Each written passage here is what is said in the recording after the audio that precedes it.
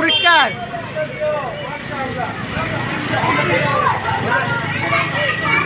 একটা দে না দক্ষণ, একটা দে।